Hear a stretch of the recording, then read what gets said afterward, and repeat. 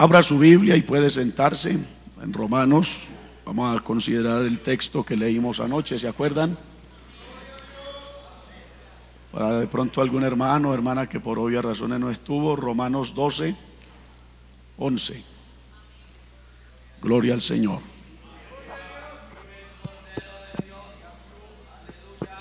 Y vamos a continuar con el tema fervientes en espíritu para servir con responsabilidad al Señor.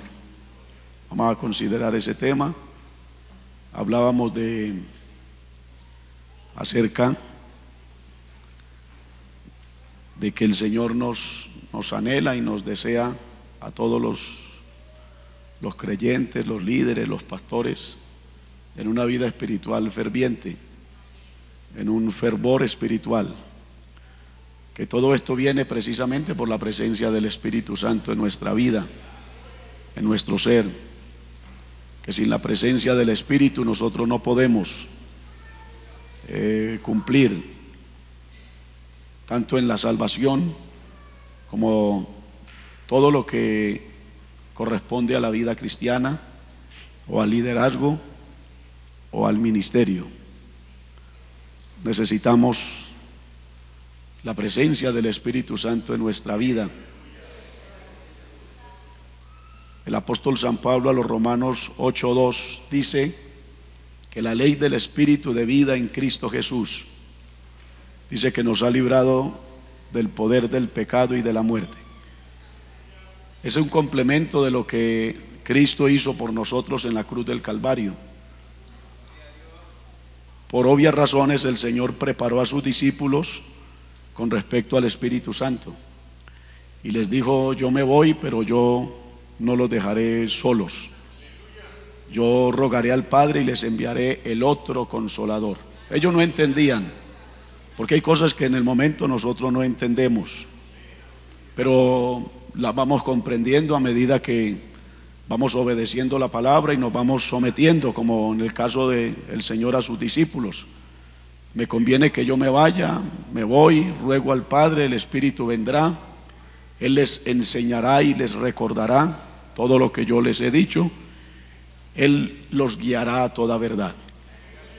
Y luego usted ve que eso fue un cumplimiento allá en el libro de los Hechos, capítulo 2, el aposento alto, el descenso del Espíritu Santo. Cristo subió después de resucitado, pero luego el descenso del Espíritu Santo, y luego a ese descenso se dio lo que es la extensión de la obra del Señor, de la iglesia del Señor. En el libro de los Hechos pudieron cumplir con ese mandato, como el Señor les dijo: quédense en Jerusalén, ustedes recibirán un poder sobrenatural, una investidura que los va a capacitar para ser verdaderos testigos, y entonces así es que me serán testigos, porque el bautismo en el Espíritu Santo es esa investidura de poder que nos capacita para usted y yo ser instrumentos útiles y poder dar testimonio de Cristo. No es otro el objetivo, no es otro el propósito, el del bautismo en el Espíritu Santo.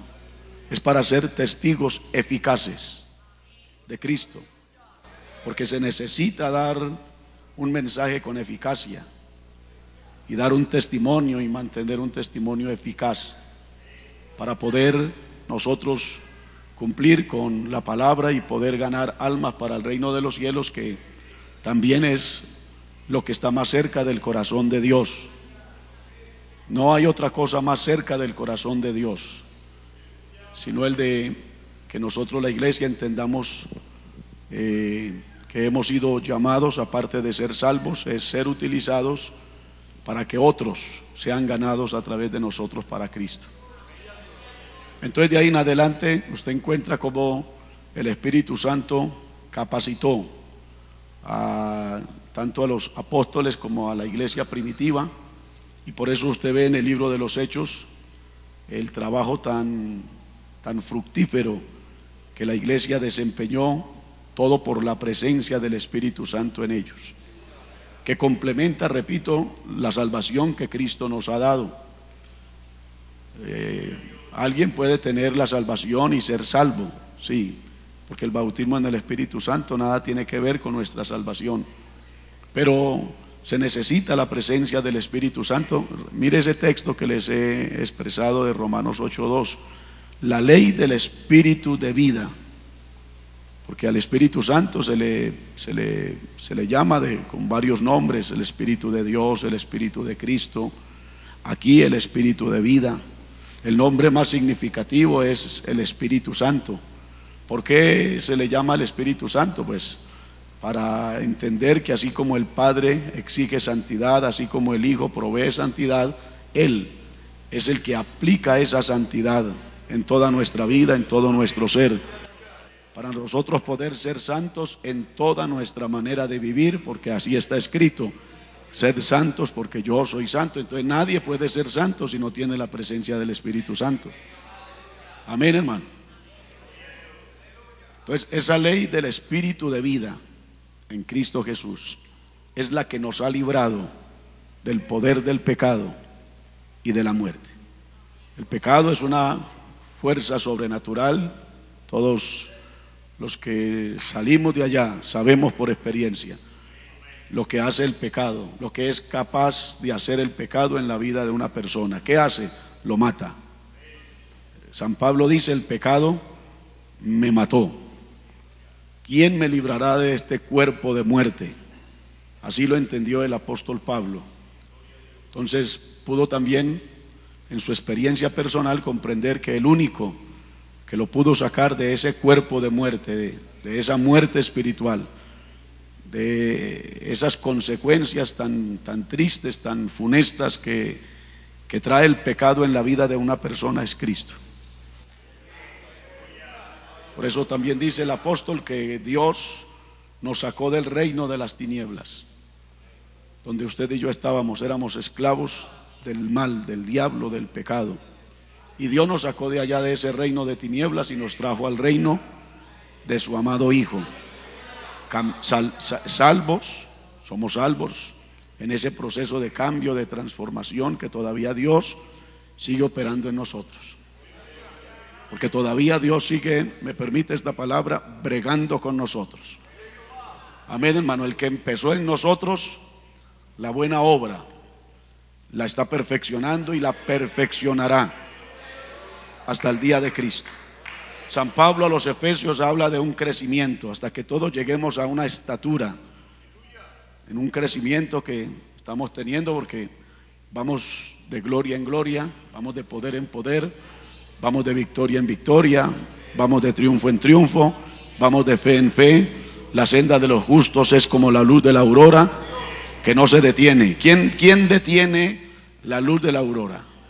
Nadie.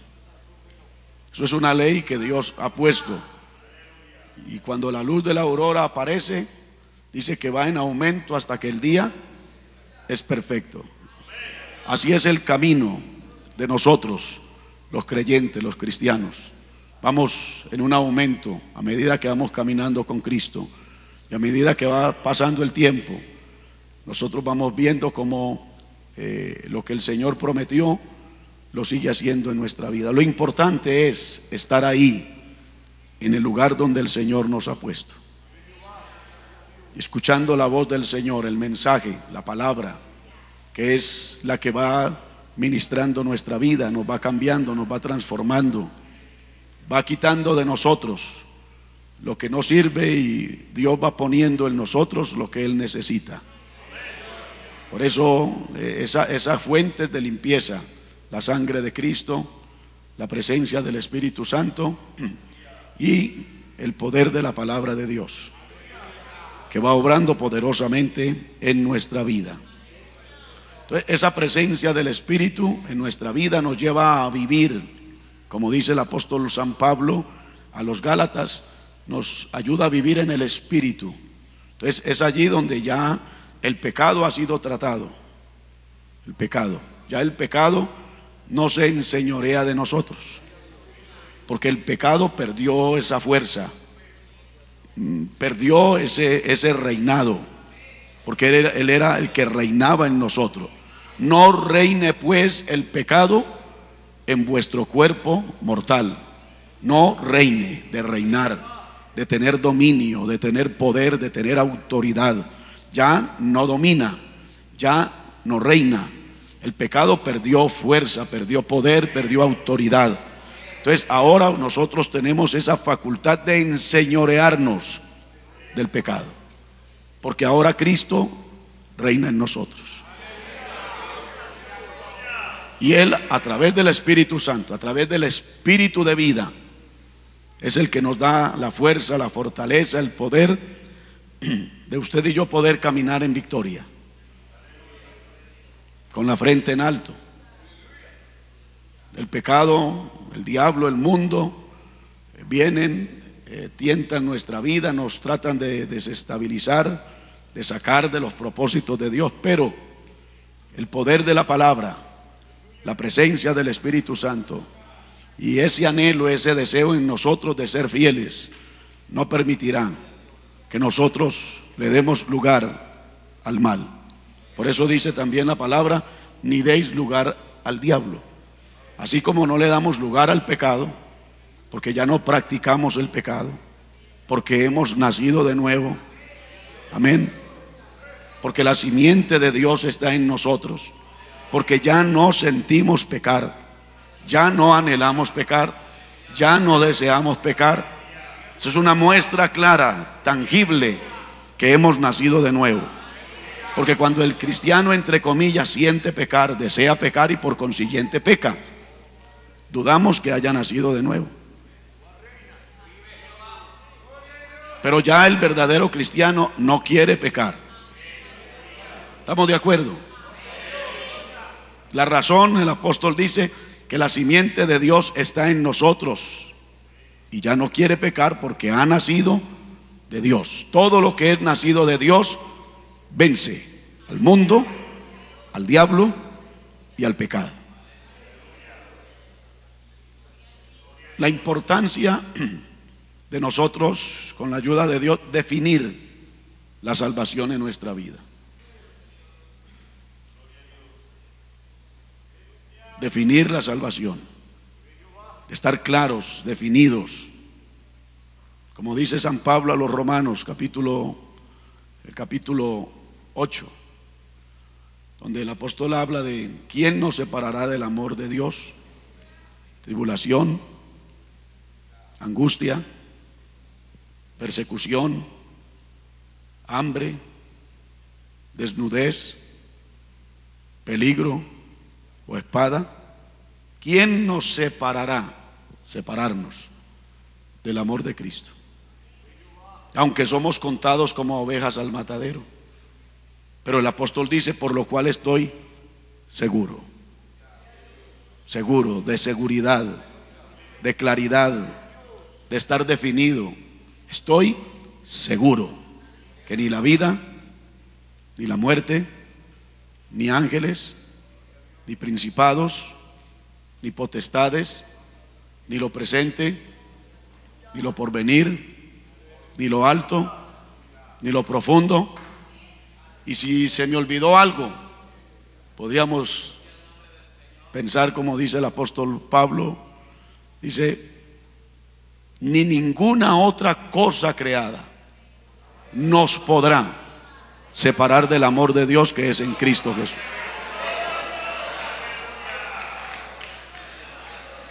Creo que es lo más importante que Dios quiere definir en nuestra vida: la salvación. Que no importa lo que venga, lo que pase, lo que suceda, nada ni nadie nos separe.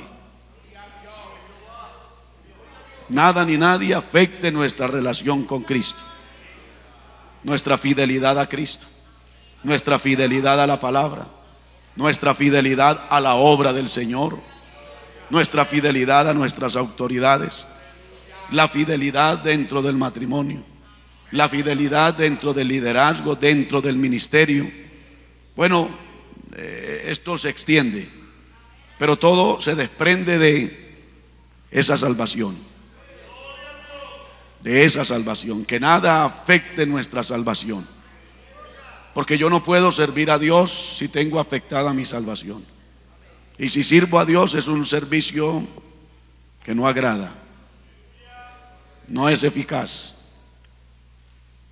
no pueden haber frutos.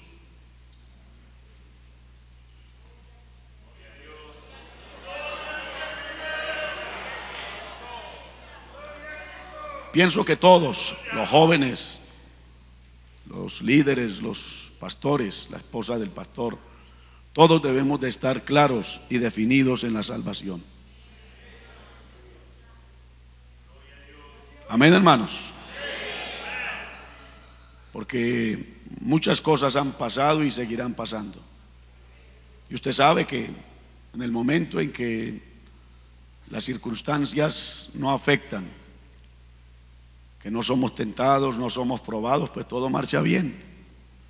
Pero cuando Dios permite una circunstancia, Dios lo hace para probar, como dice el apóstol Pedro, probar nuestra fe, que es más preciosa que el oro, el cual aunque perecedero, se prueba con fuego.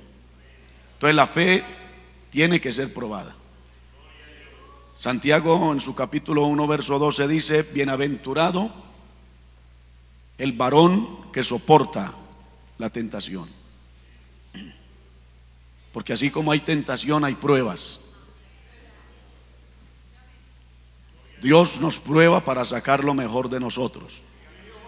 El diablo nos tienta, que el Señor lo reprenda, para sacar lo peor de nosotros. Entonces son dos cosas diferentes. El diablo tienta para matarnos, destruirnos, sacarnos de los propósitos de Dios. El Señor le dijo a los judíos, la maldad humana: ¿por qué me tentáis, hipócritas? La maldad humana tienta. El diablo también lo tentó, pero Cristo se mantuvo firme y fiel. Pero a diferencia de la tentación, es la prueba que viene de parte de Dios. Y Dios permite muchas circunstancias para Dios probar lo que hay en nosotros. ¿Qué ha hecho la palabra en nosotros? ¿Qué ha producido la palabra en nosotros? Probó a Abraham y le dijo a Abraham, ya siendo un anciano, ya siendo Isaac un joven: dame a tu hijo Isaac, a quien amas, y lo ofreces en un monte que yo te diré. Fue probado, y Abraham le correspondió a Dios en esa prueba. Y Dios no venía por Isaac, Dios venía por el corazón de Abraham. Porque Dios no necesitaba en el momento a Isaac, lo iba a necesitar más adelante. Pero en el momento era el programa de Dios con Abraham. Y Dios quería mirar que entre él y Abraham no hubiese ningún ídolo.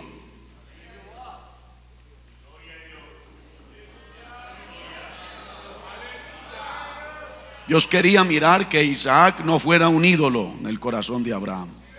Esto es, que no ocupara el lugar que Dios ocupa. Y cuando Abraham le respondió a Dios, Dios le dijo: no le hagas daño al muchacho, porque ahora veo que temes a Jehová, y por cuanto no me rehusaste tu hijo. Entonces Dios corrobora lo que ya le ha hablado y le ha prometido a Abraham, y a ello le añade algo más de esas promesas que no se lo había dicho. Dios probó a Abraham, no a Lot. A Lot lo probó o lo tentó el mundo, porque Lot vivía en un nivel espiritual muy abajo. Y deducimos por la palabra: Dios no prueba a un carnal, a un mundano, a un desobediente, a un rebelde. Usted ve el trato de Dios con Abraham, no fue con Lot, porque Lot se dejó desubicar. Mientras Lot estuvo al lado de esta sombra, a esta sombra de este hombre de Dios, Lot aprendió mucho, mucho, entendió muchas cosas. Pero cuando Lot tomó la iniciativa de alejarse de Abraham, se alejó de Dios y fue poniendo sus tiendas hasta llegar a Sodoma y Gomorra, y cambió su tienda por una casa de Sodoma. Cambió la tienda que lo identificaba como un peregrino, como uno que iba de paso, y cambió su tienda por una casa en Sodoma. Y usted sabe que allá Sodoma lo probó. Si no fuese por el Nuevo Testamento, personalmente yo diría, Lot se perdió. Pero el Nuevo Testamento nos arroja luz cuando habla del justo Lot, que abrumado por la nefanda conducta de los malvados, dice, afligía su alma. ¿Pero por qué afligió su alma? Porque se metió al lugar no indicado. Dios no lo llevó a Sodoma y Gomorra. Él fue el que se fue para Sodoma y Gomorra. Y allá creció, porque lo vemos sentado a la puerta de Sodoma. Y usted sabe quiénes eran los que se sentaban a la puerta de una ciudad para juzgar. Se hizo reconocido, famoso. El mundo le dio poder.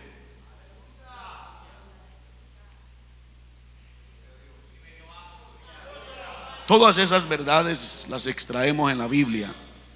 Qué bueno que Dios nos prueba.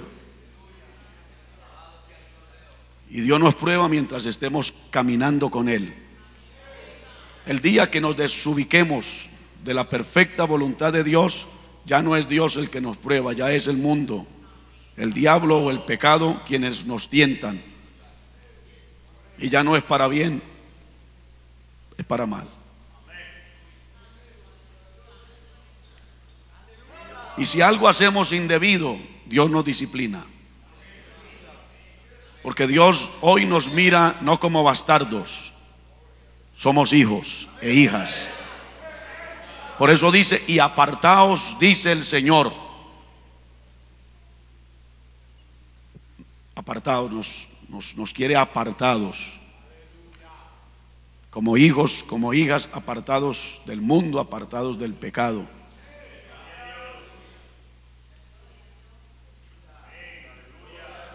Entonces, cuando Dios disciplina nuestra vida, es para bien, no es para mal. Es importante el nosotros estar bien con Dios, caminar bien con Dios, para nosotros poder entender cuándo el Señor nos está probando y no resultar diciendo el diablo que el Señor lo reprenda. El creyente cree que es el diablo cuando es Dios. O muchas veces Dios disciplina y el creyente no entiende, no comprende. Por eso es que dice el escritor a los Hebreos que ninguna disciplina produce gozo, sino tristeza. Pero después da fruto apacible de justicia a los que en ella. Porque Dios al que ama, al que toma por hijo, que ama, lo disciplina. Dice Job, no menospreciéis la corrección del Todopoderoso. Y Dios puede producir heridas, pero Él las sana. Él las venda y posteriormente las sana. Entonces, cuando algo sucede que no es normal, es para nosotros estar muy atentos a lo que está pasando, a lo que está sucediendo. Entonces, la presencia del Espíritu Santo que nos guía a toda verdad nos va a ayudar, nos va a arrojar luz de la situación que estamos viviendo, de lo que ha llegado, de lo que está pasando en mi vida, en mi hogar, en la congregación. Y Dios nos trata a todos, a todos. Dios es un Dios muy personal. Hay personas a quienes Dios le habla directamente. A otros les envía ángeles. a otros les habla por sueños, a otros les habla en profecía, a otros les habla en una visión.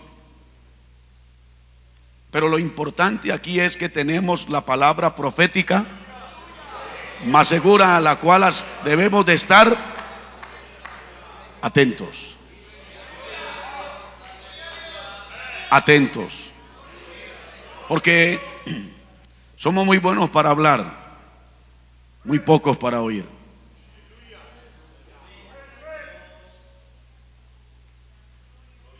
Cuando el Señor llevó a sus 3 discípulos al monte de la transfiguración, lo llevó con un propósito, porque siempre hay un propósito, hermano. No suceden las cosas por suceder. Se transfiguró. El discípulo Pedro dijo: qué bueno que estamos aquí, vamos a hacer 3 enramadas, porque ahí estamos nosotros identificados en él, la naturaleza humana. Vamos a hacer 3 enramadas, porque apareció Moisés y apareció Elías. Y dijo: una para Moisés, una para Moisés, otra para Elías.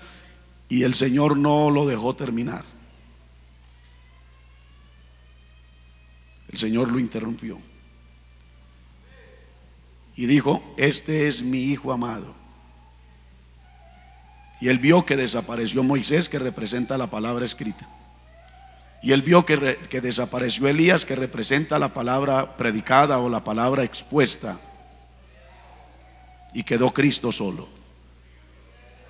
Este es mi hijo amado. Ya no es Moisés, la palabra escrita. Ya no es Elías, la palabra profetizada. Es Cristo. Porque Moisés y Elías, el uno escribió y el otro profetizó de él, de Cristo. Aquí está el cumplimiento de la palabra escrita y de la palabra profetizada. A él oíd. Y él descendió con sus compañeros con esa experiencia, que ya no era la ley, que ya no son los profetas, porque la ley y los profetas fueron hasta Juan. Ahora el reino de los cielos sufre violencia y los valientes lo arrebatan. Entonces aprendió lo que nosotros hemos aprendido, que ahora hay que oír la voz de Cristo. Mis ovejas oyen mi voz. Nadie, absolutamente nadie debe ocupar la voz de Cristo en el corazón nuestro. Ni papá, ni mamá, ni esposo, ni esposa, ni padres, ni hijos, ni el pastor, ni el líder, nadie. Cristo.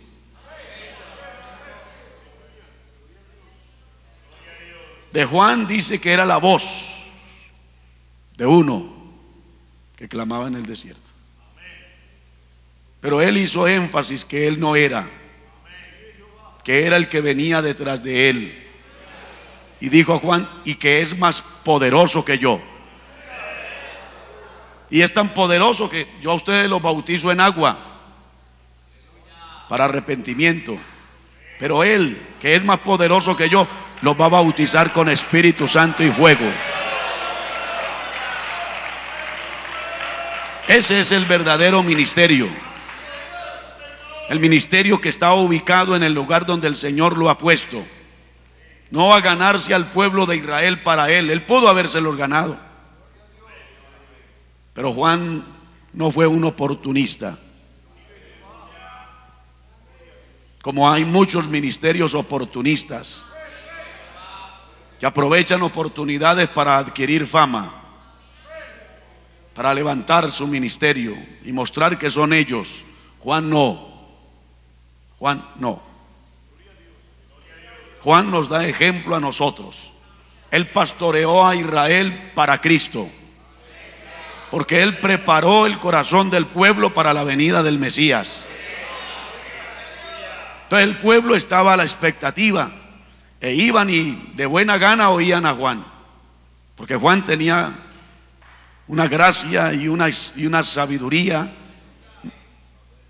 Multitudes iban y escuchaban a Juan, y esa palabra producía en ellos el deseo de arrepentirse. ¿Y cómo lo mostraban? En las aguas, el bautismo. Pero Juan preparaba el corazón de ese pueblo para Cristo. Y nunca le restó al mensaje. Porque el verdadero pastor, aparte de que pastorea un pueblo para Cristo, nunca le quita el mensaje.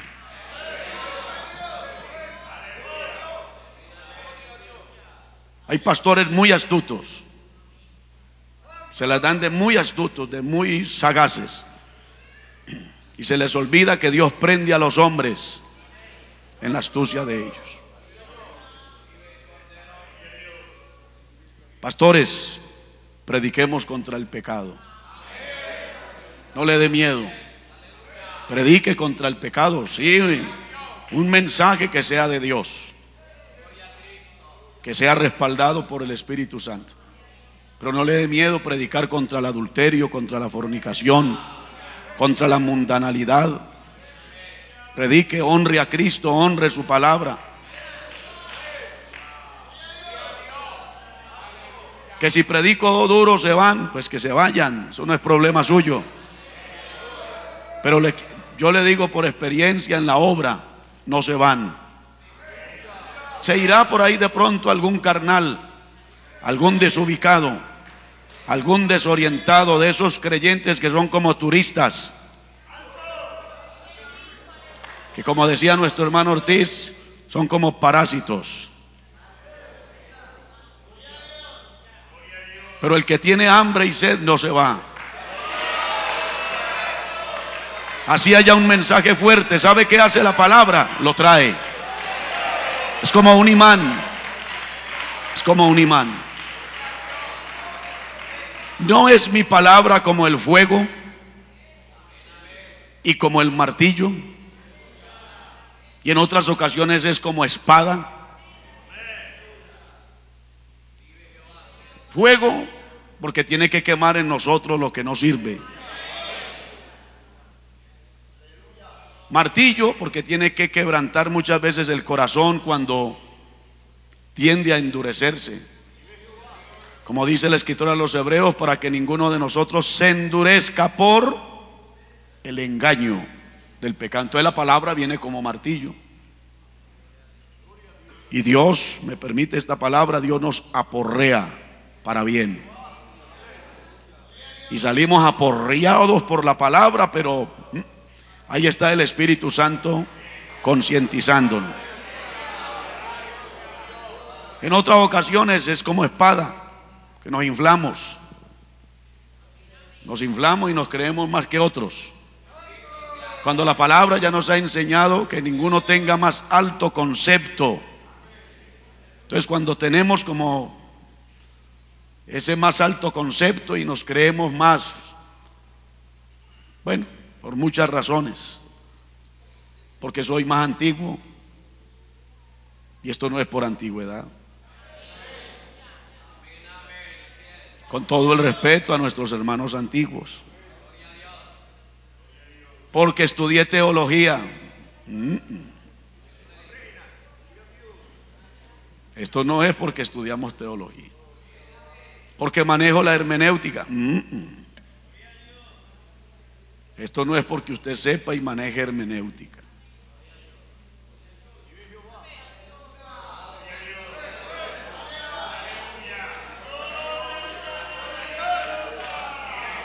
Entonces la palabra tiene que venir y punzarnos y nos desinfla.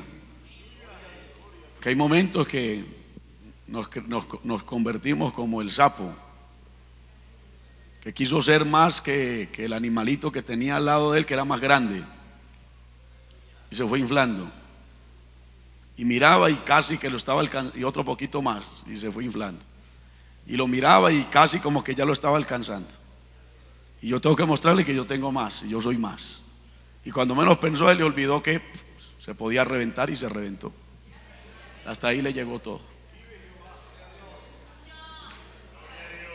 No, aquí el único grande es Cristo. No a nosotros, oh Jehová, no a nosotros. A tu nombre la gloria. Por eso Dios nos prepara, nos capacita, de tal manera que a medida que Dios nos va dando por su gracia, lo que nos da no nos daña. Por eso es que el apóstol Pablo habla del neófito, no un neófito, no sea que envaneciéndose cae en descrédito y cae en lazo del diablo. Y nosotros somos culpables de que un neófito, a quien se le dan cargos, a quienes se le dan privilegios, no lo hace Dios, lo hace el pastor, lo hace cualquiera de nosotros, porque no está preparado, porque no, o está en ese proceso de Dios, o todavía no está en ese proceso de Dios.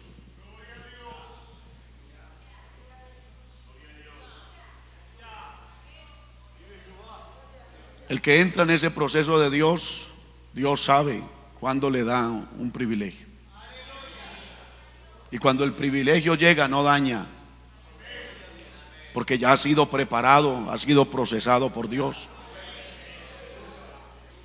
Dios lo puso allá en el yunque de su divina voluntad, y con el martillo de la palabra ya Dios no lo formó, lo está formando. Y como el hierro, cuando todavía no da forma, entonces lo meten al fuego. Y cuando está el rojo vivo, lo sacan y lo ponen en el yunque y el martillo.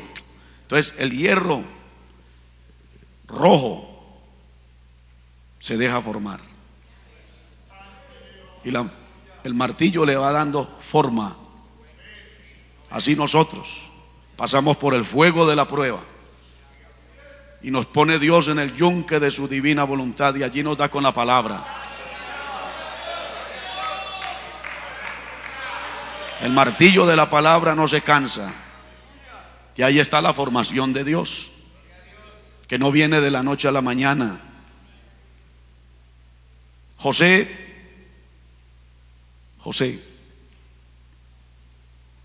desafortunadamente pasó por una experiencia muy triste, aunque Dios sabe sacar cosas buenas de las malas, porque su padre lo vistió con una túnica cuando no era tiempo. Su padre le dio un privilegio cuando no era tiempo. Y en los planes de Dios no era el tiempo que José tuviera una túnica de colores. Entonces Dios permitió, en esos tratos de Dios, que le quitaran la túnica a José. No se la quitaron muy bien, ¿cierto que no? No se la quitaron muy agradablemente. Porque si se la hubieran quitado como el papá se la puso, está bien, pero usted sabe cómo se la quitaron. Y luego se la llevaron al mismo papá, se la llevaron untada de sangre. Mira las cosas de Dios. Ahí está la disciplina de Dios. Porque Jacob, como padre, falló en la formación de José. Y quiso formar a José a la manera de él y no permitir que Dios lo hiciera.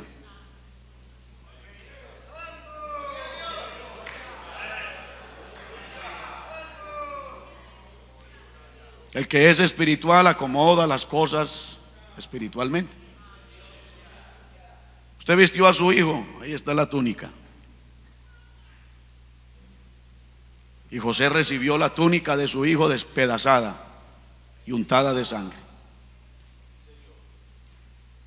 Entonces Dios permite una cisterna, ser vendido, llegar a la casa de Potifar, allá ser probado en esa área del sexo, luego ser llevado a la cárcel. Y usted encuentra una frase muy constante allá después de que él es vendido, que dice: y Jehová estaba con José. En la casa de Potifar, y Jehová estaba con José. En la cárcel, y Jehová estaba con José. Entró al kinder de Dios y fue ascendiendo, y luego a la escuela, y luego a la universidad, y luego Dios lo llevó a ser el segundo más grande en esa potencia llamada Egipto. Pero ¿quién lo llevó allá? Dios.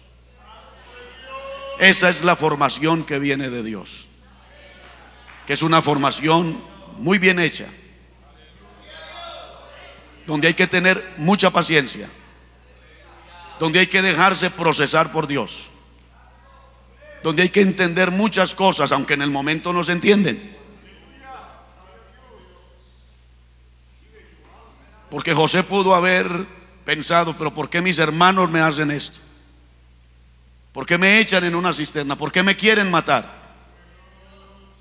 ¿Por qué me vendieron a estos ismaelitas? Bueno, etcétera. ¿Por qué estoy aquí en Egipto? ¿Por qué? ¿Por qué si le soy fiel a Dios, por qué estoy en la cárcel? ¿Por qué si me guardo para Dios y renuncié al pecado y crucifiqué mi carne con las pasiones y con los deseos, por qué estoy en la cárcel?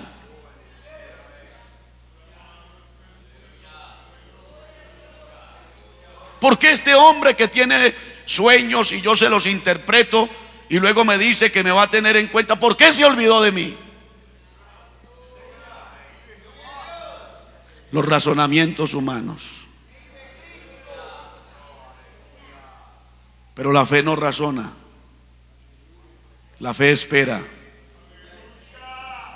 Abraham nunca razonó. ¿Y por qué mi hijo? ¿Y por qué tengo que crucificar a mi hijo? ¿Por qué tiene que hacer las veces de un animal? ¿Por qué mi hijo? Porque ahí es donde nosotros fallamos. ¿Y por qué? ¿Por qué yo? ¿Y por qué mi familia? ¿Y por qué esta crisis? ¿Y por qué la economía? ¿Y por qué la salud? ¿Y por qué aquí en esta congregación? ¿Y por qué este traslado? La fe no razona, la fe se somete, porque la fe es probada y la fe se fundamenta en la palabra, no en nuestros pensamientos ni en nuestros razonamientos, ni en nuestras ideas, ni en nuestros caprichos, ni en nuestros sentimientos, ni en lo que nos digan, porque pueden venir mensajes que no son de Dios. Pero el hombre y la mujer de Dios sabe ubicar el mensaje, porque prueba los espíritus si son de Dios, y prueba las manifestaciones, en este caso, si son del Espíritu. En ese proceso de Dios se está aprendiendo, como Elías. Dios lo pasó y le permitió un terremoto, y permitió ese viento, y permitió ese fuego. Pero dice la palabra, hablando de Elías, Dios no estaba ahí en ninguno de esos acontecimientos. Por eso usted no ve a Elías levantando las manos y adorando y danzando en medio del terremoto, ni en medio del viento, ni en medio del fuego, porque pudo percibir que Dios no estaba ahí. Pero cuando aquel silbo apacible se manifestó, lo primero que hizo Elías fue cubrir su rostro y luego tirarse al piso, porque se dio cuenta, percibió, entendió que Dios estaba en ese silbo apacible. Eso es conocer a Dios, que te conozcan a ti, el único Dios verdadero, y en este caso a Jesucristo, claro.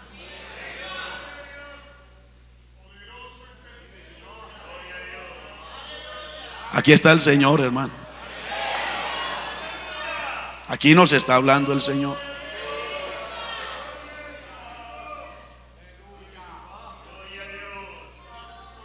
Porque estamos siendo procesados por Él, formados por Él. Dios no forma delincuentes con Biblia. Dios no forma rebeldes.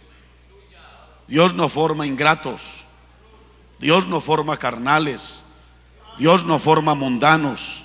Dios no forma divisionistas. Dios no forma creyentes o líderes o pastores insujetos. Dios forma verdaderos hijos.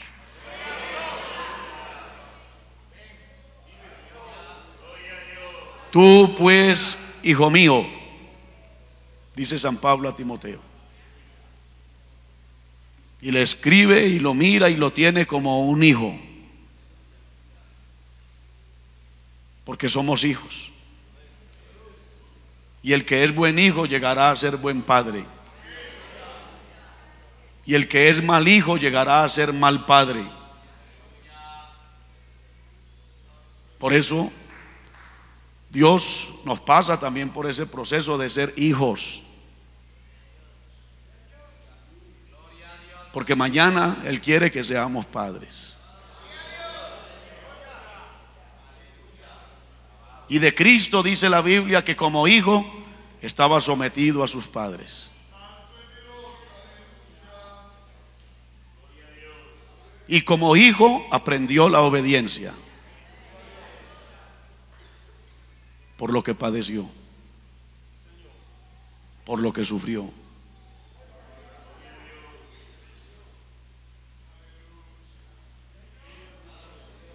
Aleluya.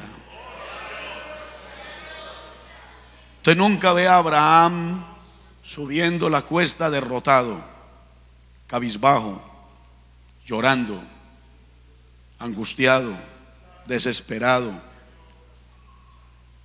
Usted ve a Abraham subiendo la cuesta con su hijo, con el cuchillo y con el fuego. Es más, mire desde un principio cuando le dijo a sus siervos, la fe: quedaos aquí, yo y el muchacho subiremos y adoraremos y volveremos a vosotros. Porque la fe se sabe expresar.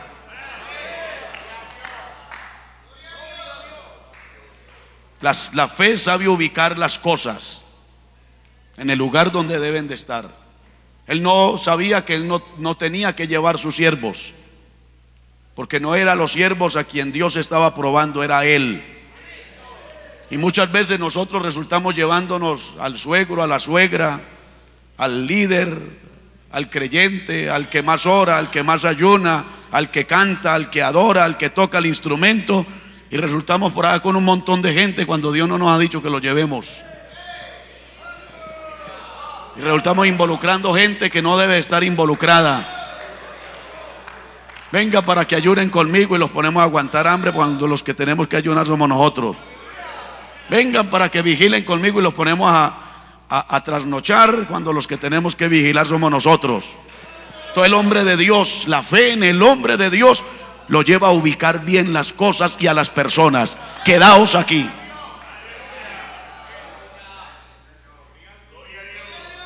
Porque tal vez, normal, querían acompañarlo.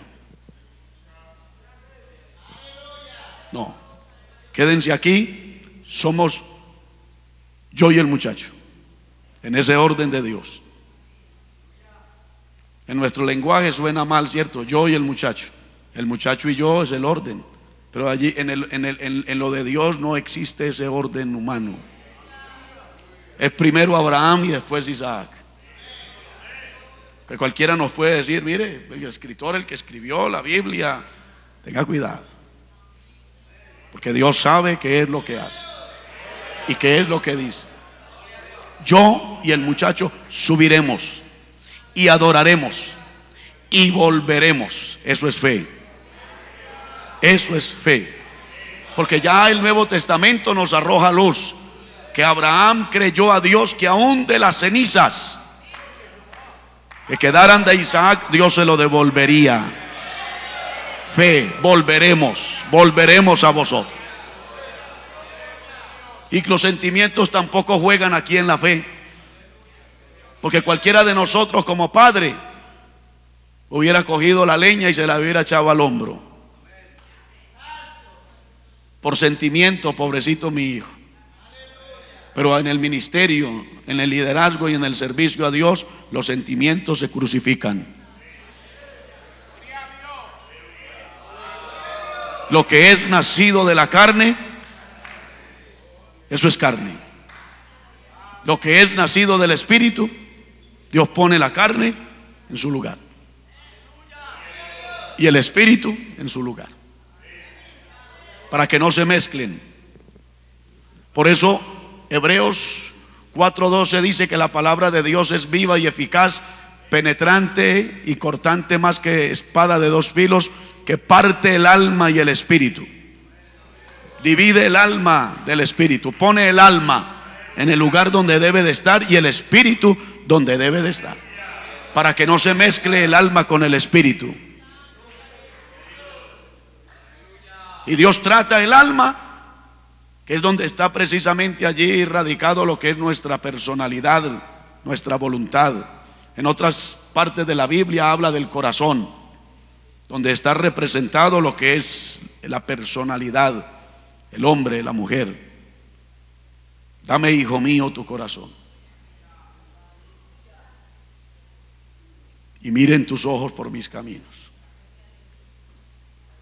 Para Dios darle al alma lo que el alma necesita, y darle al espíritu, el espíritu humano, nuestro espíritu, lo que el espíritu humano necesita.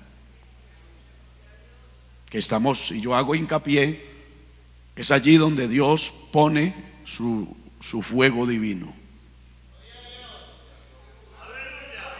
No en la carne, no en el alma, no en los sentimientos, no en las emociones, es en el espíritu, en esa facultad espiritual que es nuestro espíritu. Allí Dios pone fuego. Entonces ese es el fuego verdadero, fuego real. Muchos relacionan ese fuego con brincos, con danzas, y viven una vida carnal. Y usted los ve que se mueven y son carnales. Y no estamos en desacuerdo con eso. Hay momentos, la presencia del Espíritu y manifestar. Mire, hermano, que uno quisiera salir corriendo y quisiera uno hacer tantas cosas, y por consiguiente que si las hace y las hace en ese orden, no hay problema. Pero cuando el fuego está encendido en nuestro espíritu,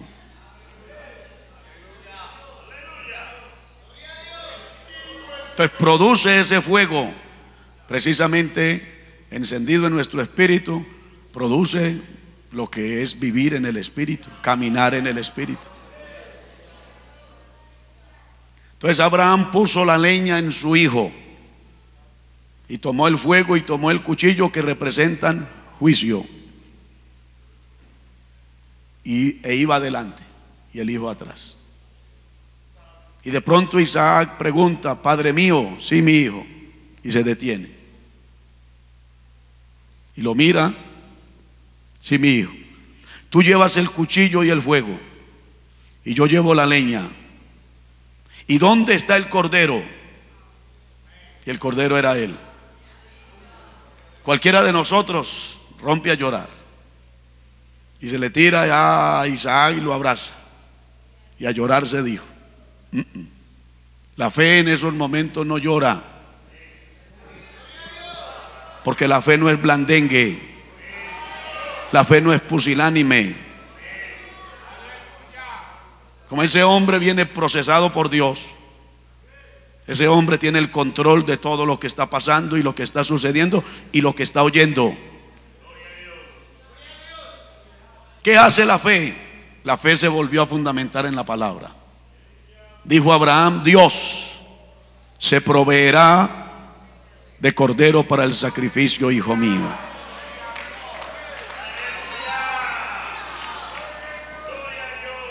E iban los dos juntos rumbo allá arriba a la cuesta. Y llegaron, y Abraham hizo lo que había que hacer: levantar el altar, poner leña, y luego sobre la leña poner a Isaac, que de alguna manera está representando a Cristo. Cuando el Padre está entregando a su Hijo, que tuvo el privilegio, el cual no Cristo, de que no fue sacrificado. Cristo sí fue sacrificado.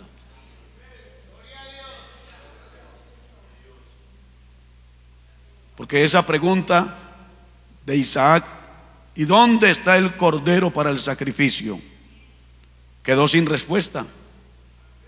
Dios se proveerá, pero aunque había un animal, pero Usted sabe que en los designios de Dios la respuesta está en los labios de Juan Bautista: he aquí el Cordero de Dios que quita el pecado del mundo.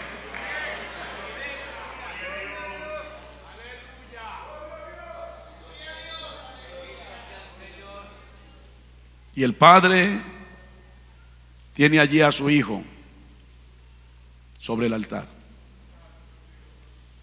Y tomó el cuchillo, juicio. Porque degollaba y luego prendía la leña, juicio, fuego. Y luego, como todo adorador, adoraba a Dios. Y Dios no lo dejó terminar. Porque Dios no venía por Isaac, Dios venía por el corazón de Abraham. Eso es lo que Dios pide de nosotros: dame tu corazón, que representa nuestra voluntad. Y en esa voluntad es donde está nuestro pasado, nuestro ayer, está nuestro hoy, está nuestro mañana, donde está nuestra personalidad, nuestro carácter, donde están nuestros sentimientos, nuestras emociones, donde están nuestros planes. Todo eso Dios nos dice: dame, hijo mío, tu corazón. Y cuando el corazón está rendido a Dios, ya podríamos decir, Dios se siente satisfecho, como se sintió de Cristo su Hijo cuando dijo: he aquí mi Hijo amado, en quien tengo complacencia. Se sentía complacido el Padre, porque el Hijo hacía siempre lo que a Él le agradaba. Así hubiesen cosas en contra de Él, nunca desagradó al Padre. Aunque era hijo, por lo que padeció. Y el padecimiento forma parte de la vida cristiana, y forma parte del liderazgo, y forma parte del ministerio, eso a menor y a mayor escala. Porque no es lo mismo el sufrimiento de un pastor al sufrimiento de un creyente.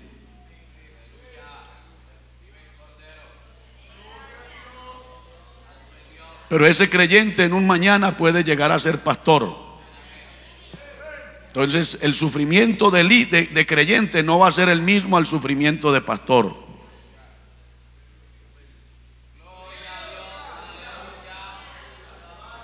Entonces desde un principio aprendimos a no quejarnos, a no lamentarnos, a no reclamarle a nadie, porque hemos entendido que estamos dentro de una formación de Dios. Estamos dentro de un proceso divino, donde así como normalmente el niño ingresa al kinder, posteriormente a la escuela, posteriormente al colegio, y de allí a la universidad, y luego sale a ser un profesional, también Dios nos ingresa al kinder y nos pasa por el kinder del desierto, del sufrimiento, como Israel, donde Dios los metió al desierto para probarlos y para mirar qué era lo que había en el corazón de ellos. ¿Qué hay en nuestro corazón? Lo sabe Dios, lo sabemos nosotros. No razone con Dios, no le reclame a Dios. Le doy un consejo: alabe a Dios y dele gracias.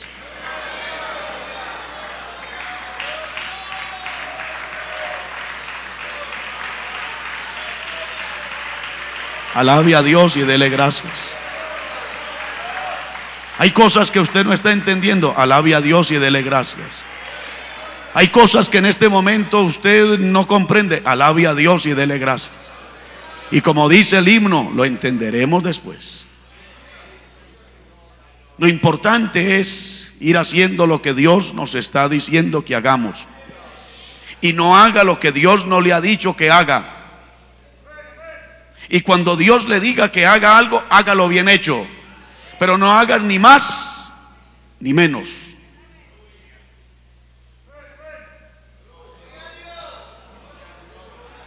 Porque entonces, sea creyente, líder o pastor, nos mal acostumbramos y resultamos haciendo lo que Dios no nos ha dicho que hagamos, y resultamos en un lugar donde Dios no nos ha dicho que vayamos.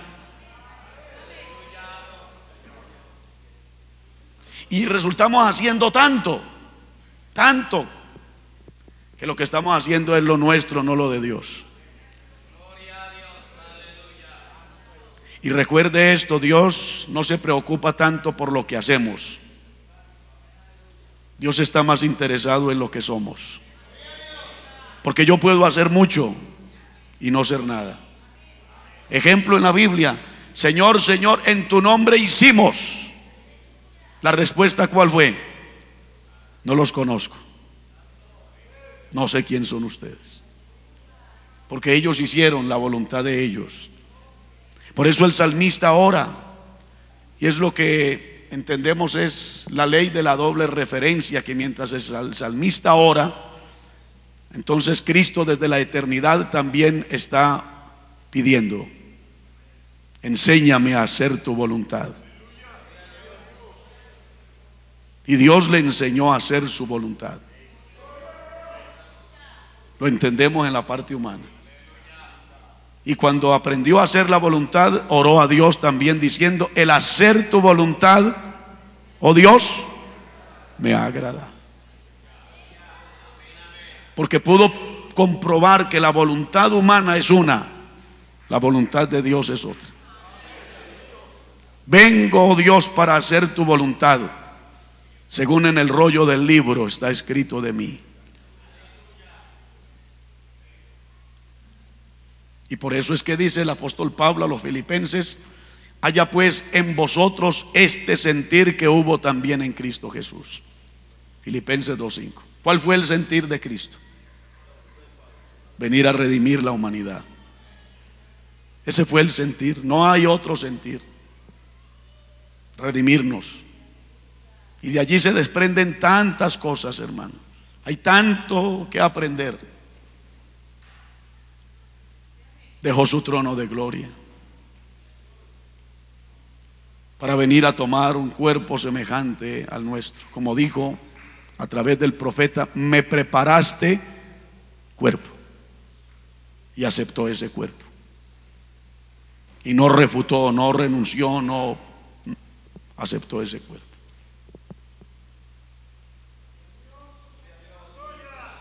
Lo humano en lo divino en lo humano. Dos naturalezas, la humana y la divina, sin dejar de ser Dios. Seguía siendo Dios, limitado, porque no podía estar en todas partes, limitado. Pero ahí estaba Dios hecho carne. Y usted ve uno de los títulos que a Cristo más le agradó, y fue el título que lo identificó con nosotros: el Hijo del Hombre. El Hijo del Hombre. Y él mismo lo expresó en varias ocasiones: el Hijo del Hombre, porque se identificó con nosotros. Se hizo hombre para hacer de nosotros los hombres hijos e hijas de Dios. Porque no había otra manera, porque no había otra forma. Se identificó con nosotros y tomó una naturaleza semejante a la nuestra. Porque no había otra forma de nosotros ser redimidos. Porque el hombre no podía pagar a Dios el rescate por el hombre, pero él sí. Y para hacerlo tenía que humanarse. Y tomó el cuerpo humano. Y luego en ese cuerpo humano convalidó toda la redención que desde Génesis 3:15 Dios revela. La deidad revela. Convalidó esa redención en la cruz del Calvario, en el vil patíbulo de la cruz, donde Él, siendo Dios, muere por nosotros. El justo muere por los injustos. Y lo hizo con agrado, lo hizo con entrega, lo hizo voluntariamente, lo hizo por amor.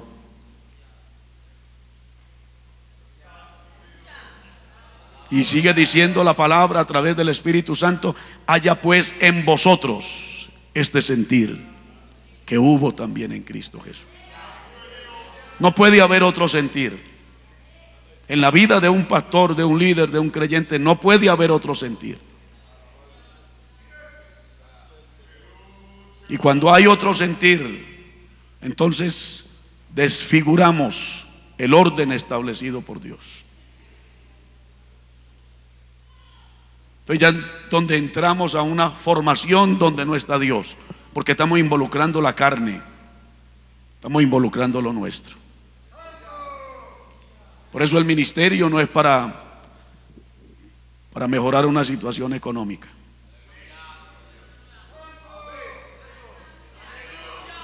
Eso se ha estado perdiendo y no se debe de perder en esta obra. Porque antes, cuando Dios llamaba, y digo antes porque yo me involucro ahí, nosotros nunca pensamos en lo económico, en lo material. Porque hoy muchos piensan en lo económico y en lo material. ¿Por qué? Porque hoy se va a ingresar al liderazgo y a ver dónde me van a llevar y dónde me van a poner y cuántos son los miembros y qué entradas económicas hay. Nosotros no pensamos en eso. Nos formó Dios de tal manera que no había tiempo para pensar en eso, porque no estaba dentro del pronóstico divino, no estaba en la agenda de Dios, no estaba en el programa de Dios. Más bien nos enseñaron: el obrero es digno de su salario, el obrero es digno de su alimento, no más. Y eso lo conservamos, lo mantenemos. Porque una de las cosas que Dios cura al obrero, de curar, de sanar, es del amor al dinero.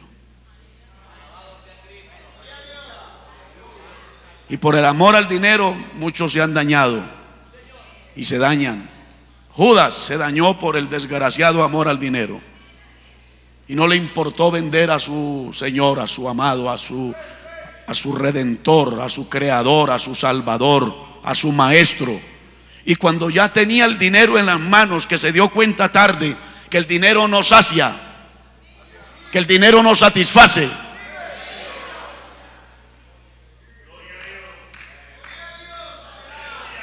hizo peor, porque se entristeció con la tristeza que es según el mundo, que produce muerte. Y fue donde no debió haber ido, al templo, a los sacerdotes, a los que ellos mismos le habían pagado. Él debió haber corrido a coger el camino que iba rumbo al Gólgota. Ya Cristo iba con la cruz a cuestas. Él debió haber tomado ese camino y haber corrido y haber alcanzado a Cristo y haberle dicho al Señor: Dios, Señor, perdóname porque yo te entregué por estas miserables piezas de plata. Si se hubiese dejado contristar por Dios, en la tristeza que viene de Dios, como dice San Pablo a los Corintios, que la tristeza que es según Dios produce arrepentimiento para vida.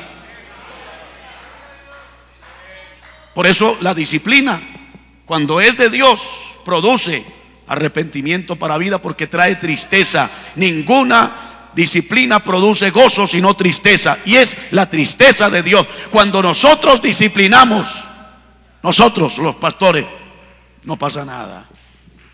La gente no se arregla, porque estamos disciplinando nosotros. Pero cuando dejamos que Dios discipline, que sea la disciplina de Dios, esa disciplina trae tristeza, pero produce arrepentimiento para salvación.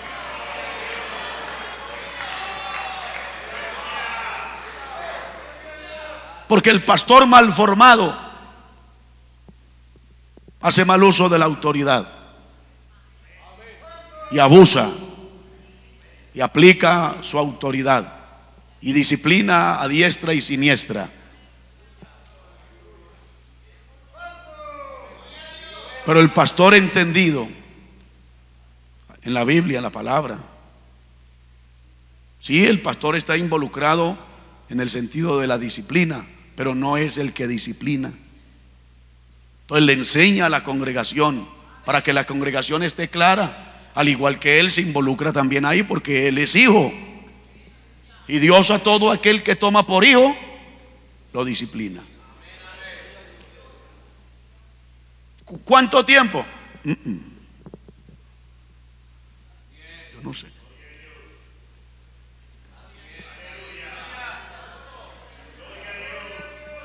Entonces está el creyente, el líder, hasta el pastor. Hermano, ¿y cuándo me levantan la disciplina? No me pregunte a mí. Entonces para eso se le enseña. Nunca me pregunte a mí como pastor cuánto tiempo voy a estar en disciplina, porque yo no lo estoy disciplinando, es Dios el que le disciplina. Nunca me pregunte cuándo me van a levantar la disciplina, porque yo no sé. Eso Dios lo hará en su momento. Entonces allí es donde la presencia del Espíritu Santo produce eso: tristeza y arrepentimiento para vida. Entonces el creyente, el líder, el pastor, nos humillamos, porque también a nosotros nos disciplina el Señor.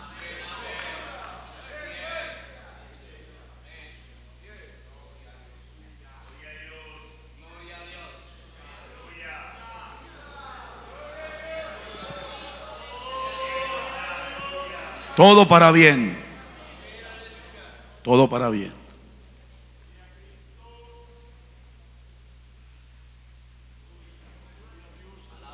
Oh, gloria al Señor.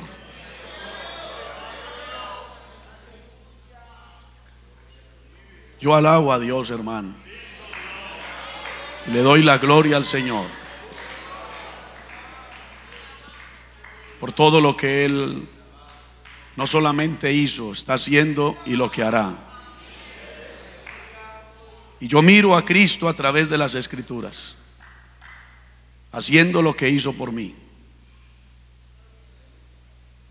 Hasta donde Él llegó, hasta el vil patíbulo de la cruz, donde moría lo peor. Lo peor moría en el vil patíbulo de la cruz. Por eso dice que fue contado entre pecadores y fue sentenciado en medio de dos ladrones, donde en ese gremio de la delincuencia los ladrones se conocen.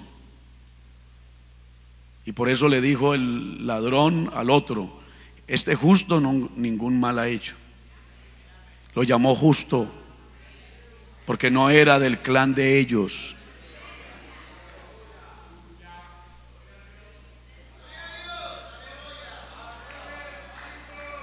Y allí estaba nuestro amado siendo sentenciado injustamente. Dos juicios: Roma y los judíos. Los romanos lo enjuiciaron injustamente y luego los judíos lo enjuiciaron injustamente. Y Cristo aceptó esos juicios injustos. Pero Él sabía que detrás de esos juicios estaba el programa de Dios. Conviene que un hombre muera por toda la nación y no que toda la nación perezca. ¿Cierto?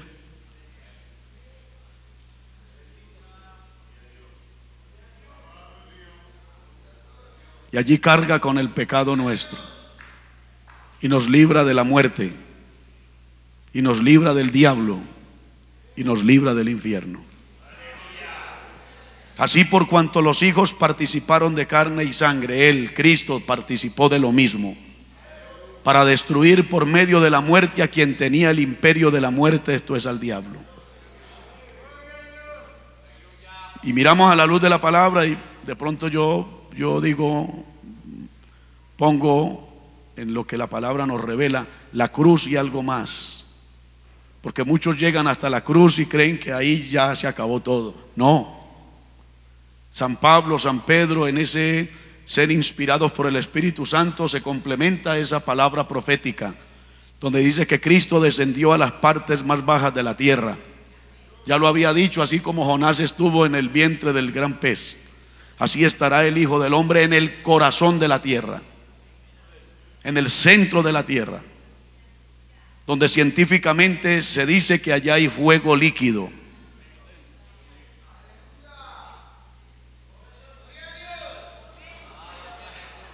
Y Cristo descendió a las partes más bajas, el centro. ¿A qué fue Cristo allá a las partes más bajas de la tierra? Dice la palabra, a predicar a los espíritus encarcelados. ¿Qué quiere decir esto? Él no fue con un mensaje de esperanza. Él no fue con un mensaje de salvación. Él fue con un mensaje de juicio. A mostrar que Él, Cristo, el cumplimiento de la ley y de los profetas, ya había muerto en la cruz del Calvario y había convalidado la redención de Dios para toda la humanidad. Predicó a los espíritus encarcelados. Predicó a quienes estaban allí y antes de morir no le creyeron a Dios.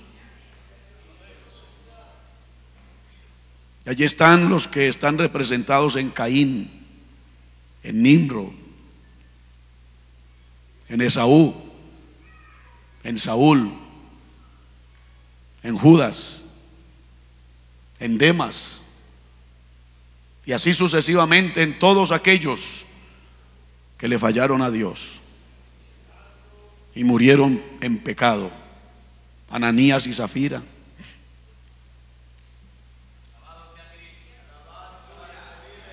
Figelo y Hermógenes, y todos así sucesivamente, de alguna manera la humanidad representado en ellos, porque están los representados en Caín, religión sin sangre. Le ofrezco a Dios lo que a mí me da la gana, le ofrezco a Dios lo que yo quiero, y tengo autoridad de refutarle a Dios. ¿Por qué maldijo la tierra? Pues de la tierra maldita, de la que usted maldijo, le traigo un fruto, recíbalo si quiere. Religión sin sangre, donde se desprenden las religiones, donde el hombre cree en Dios pero no hay sangre, y sin derramamiento de sangre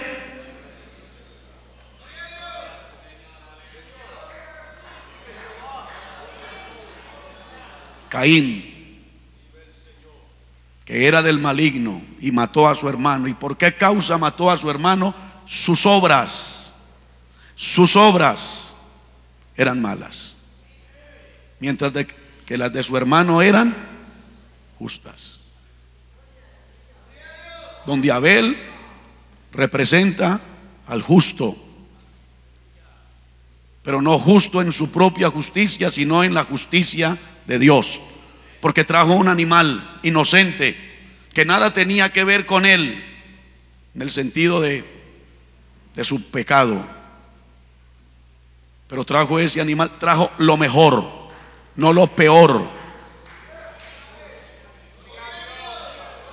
Por eso Dios nos ofreció lo mejor, nos dio lo mejor, su Hijo. Y el verdadero cristiano le da a Dios lo mejor, y el verdadero líder le da a Dios lo mejor, y el verdadero pastor le ofrece a Dios lo mejor, para Dios lo mejor.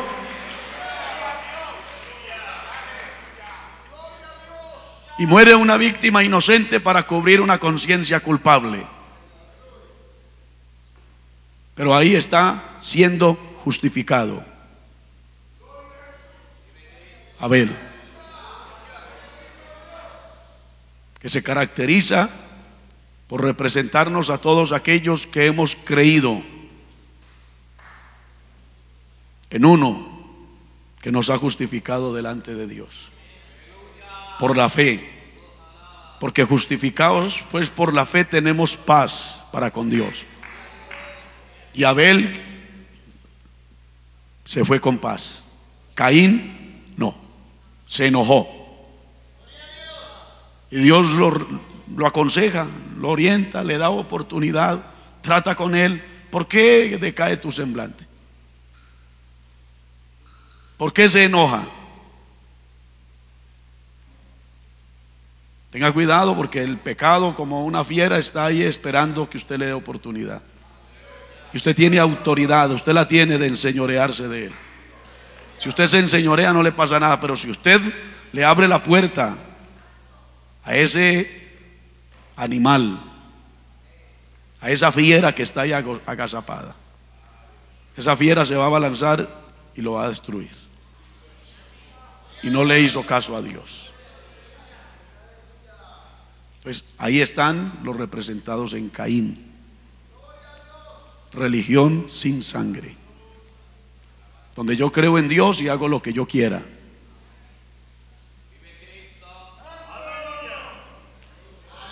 Los Esaú, que nada tiene que ver la primogenitura con la salvación, que no podemos aplicar la primogenitura, ¿cierto?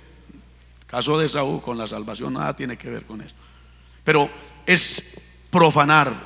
Por eso la palabra dice que fue un profano. Profanar de tratar sin respeto, en este caso la primogenitura, la bendición que Dios le había dado de ser primogénito.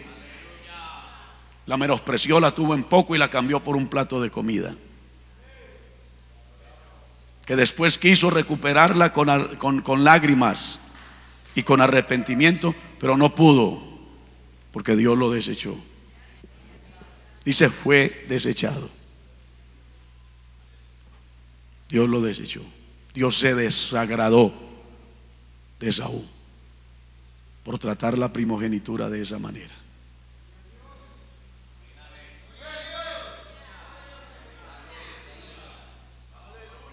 Están los representados en Saúl, de quien Dios dice, me duele haber puesto a Saúl por rey.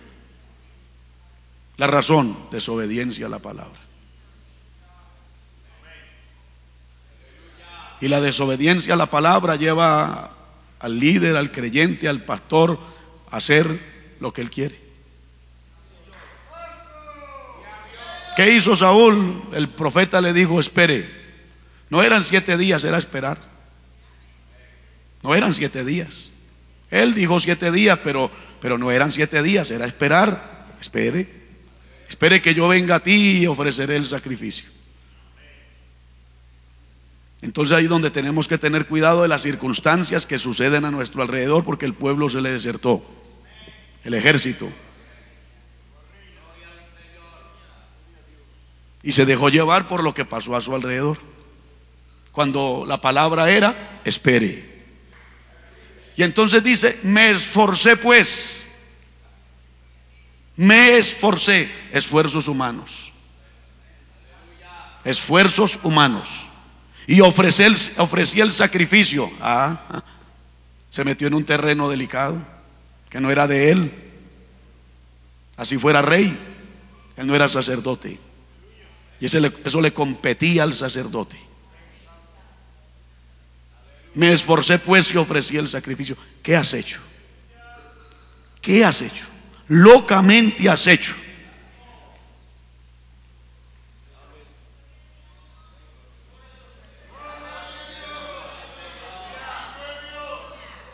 Y luego el clímax de lo que Saúl era e hizo, que cuando el profeta lo exhortó, el profeta Samuel, me imagino yo, según la palabra, dio media vuelta para irse, y entonces Saúl se asió del manto y cogió el manto del profeta.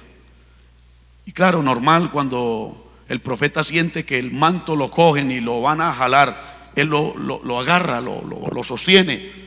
Y Saúl jaló el manto. Y entonces allí fue donde se rasgó el manto. Y allí fue donde Dios usó ese incidente para Dios a través del profeta decirle, hoy ha rasgado Dios tu reino y se lo ha dado a un prójimo mejor que tú.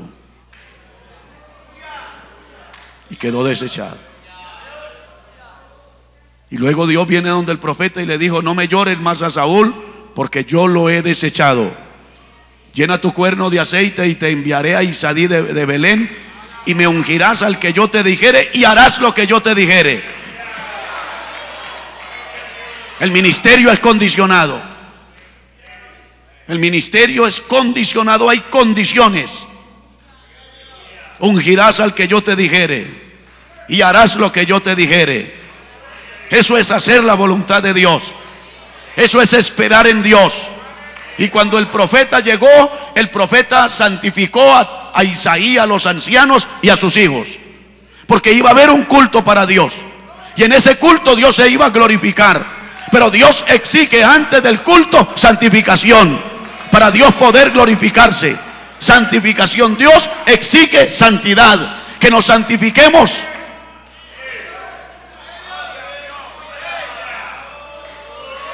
Y eso es lo que muchos rechazan.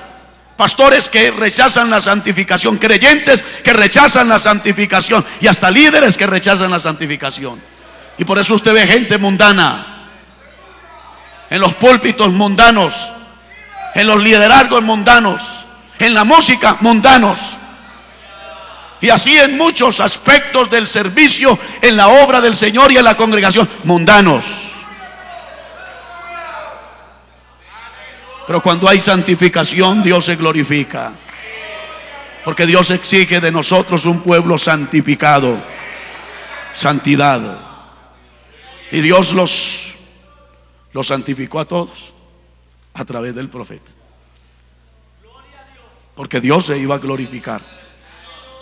Y luego el paso a seguir es escoger a ver a quién Dios, en este caso, había llamado de los hijos de Isaí. Y entonces es donde aprendemos de la palabra, como dice la frase, el dicho, que es mejor aprender por el error de otros y no aprender por nuestros propios errores, porque aprender por el error de otros no nos duele. Y aprendemos del error de Samuel el profeta. Ahí está el ungido de Jehová, y tomó el cuerno de aceite y se fue donde el primogénito, y lo iba a ungir, e iba a derramar el aceite sobre el primogénito. ¿Me colaboran? ¿Se llamaba Eliasib? Eliab, gracias. Da cuenta que todos aquí necesitamos los unos de los otros, que no nos las sabemos todas. Eliab iba a ungir a Eliab, el primogénito, el más acuerpado, el más fuerte, el más vigoroso, el que levantaba pesas.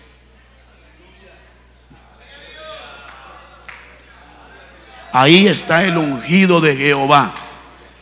E iba a derramar aceite, y Dios lo detuvo, y le dijo Dios al profeta Samuel: ese no es.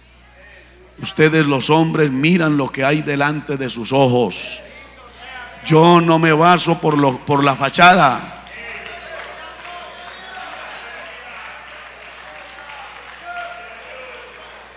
A mí no me mueve el piso la fachada.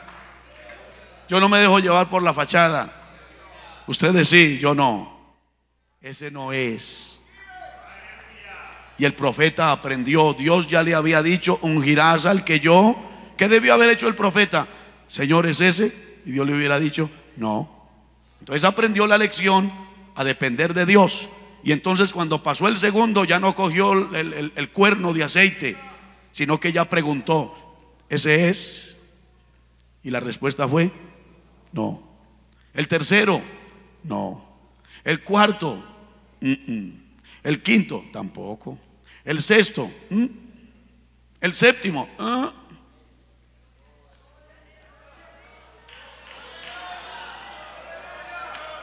¿Se da cuenta que nosotros fallamos y por eso es que hay tanto problema en el ministerio?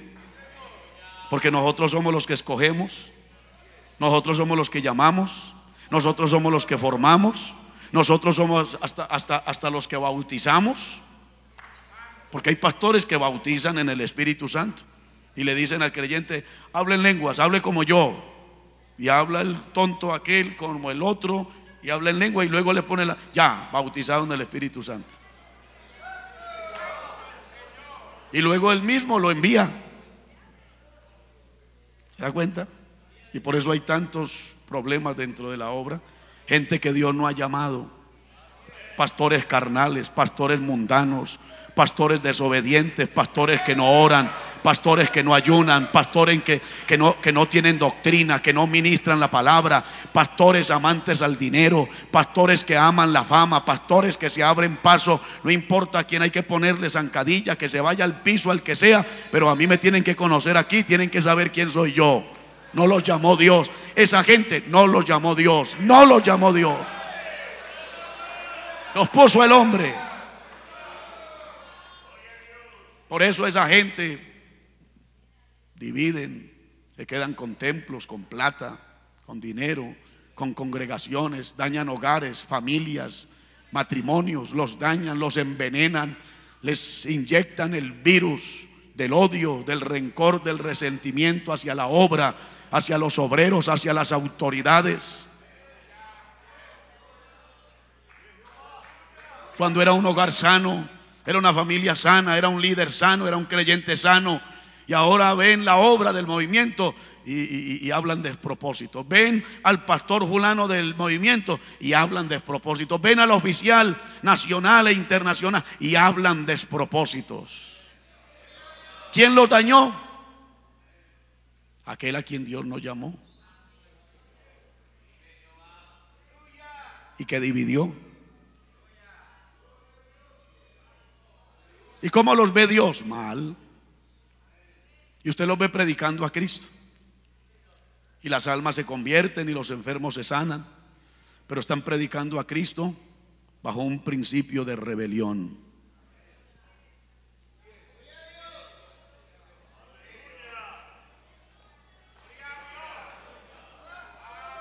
Esa gente es aquellos de quien también el Señor se refiere. Muchos me dirán en aquel día: Señor, Señor, en tu nombre profetizamos, echamos fuera demonios, hablamos en lenguas, los enfermos se sanaron, las almas se convirtieron. En tu nombre. Yo no los conozco, apártense de mí, hacedores de maldad. Eran una máquina para hacer maldad.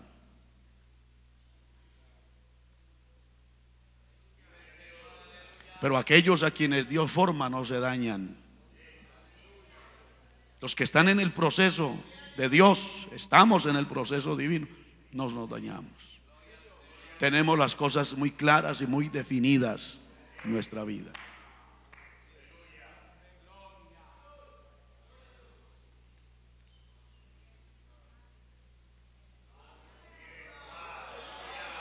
Entonces preguntó el profeta: ¿hay otro hijo? Él sabía que Dios no se equivoca.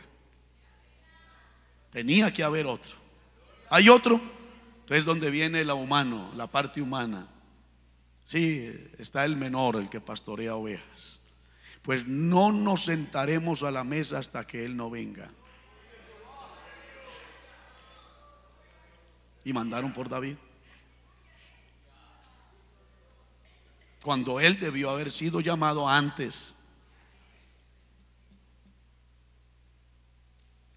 Y eso nos muestra a nosotros el por qué David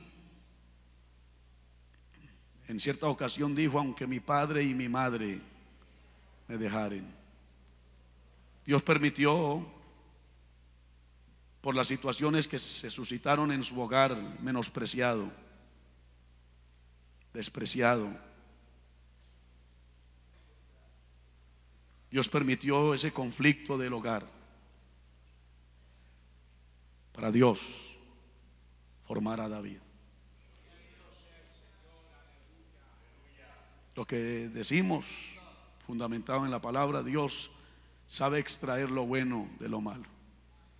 Aún de nuestros propios errores, Dios saca cosas buenas. No nos sentaremos a la mesa. Por dicho, hoy no hay almuerzo.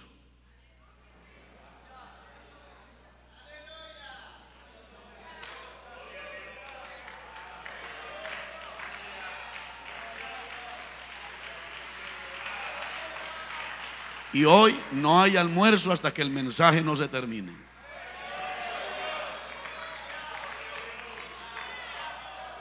Y usted dirá: pero vengo sin desayunar. No se preocupe, que yo también.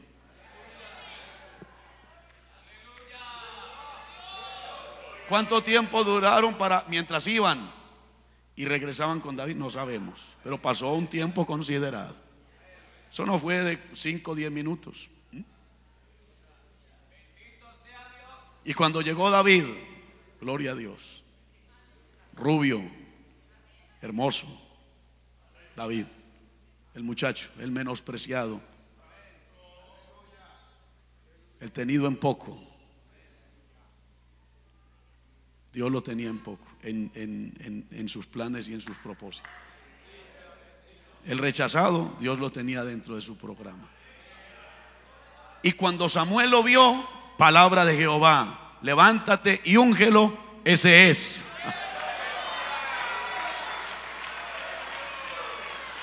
Oh, gloria a Dios, hermano. Gloria a Dios. Gloria a Dios. Gloria a Dios. Gloria a Dios. Gloria a Dios. Levántate y úngelo, porque ese es. Ese es. Ese es. Ay, póngale tema. Ay, para predicar. Ese es. Ahí hay un tema. Deje que el Espíritu lo inspire. Y ahí tiene el tema para el domingo. Ese es. Una frasecita tan cortica, ¿cierto? Pero ahí hay mucho de qué hablar. Ese es. Y ese era. Ese era. Ese es. Y ese será. Pasado, presente y futuro. ¿Y quién fue en David en las manos del Señor?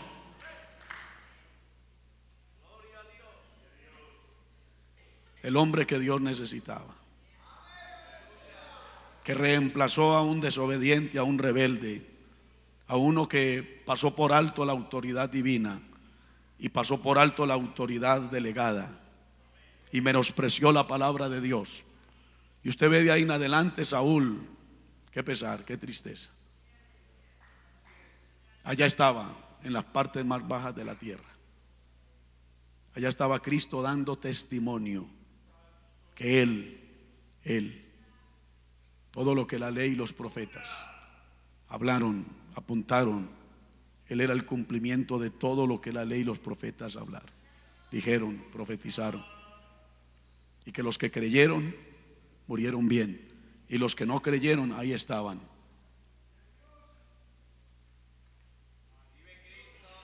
Y hay tanto que seguir hablando de Judas, de Ananías y Zafira, de Demas, que estuvo bajo la sombra de ese ministerio del apóstol Pablo, pero amó más al mundo. Se fue porque el mundo le hizo una oferta, y entonces vio que la oferta del mundo era mejor que la oferta del evangelio. Y hay mucho de qué hablar de Demas. Figelo y Hermógenes, también mucho de qué hablar de ellos. Es que ya la resurrección se había efectuado y trastornaron la fe de muchos. Porque cuando no hay un buen fundamento en la doctrina, se trastornan la fe de muchos. Por eso aquí tenemos un orden en la Biblia, en la palabra, la doctrina, en la profecía bíblica. Profecía pasada es historia, pero hay profecía que no es historia porque no se ha cumplido. Y hay un orden establecido también en la Biblia, en los eventos futuros, en lo que nosotros entendemos es escatología, que todo comenzará con la segunda venida de Cristo, y de ahí se va a dar cumplimiento a eventos futuros dentro del orden establecido por Dios, no por nosotros. Y eso es lo que hay que respetar, predicar, enseñar, ministrar al pueblo, que el pueblo aprenda. Por eso, como dice San Pablo a Timoteo, procura presentarte a Dios aprobado, como obrero que no tiene de qué avergonzarse, que usa bien, que en otras versiones es que traza bien o que aplica bien la palabra de verdad.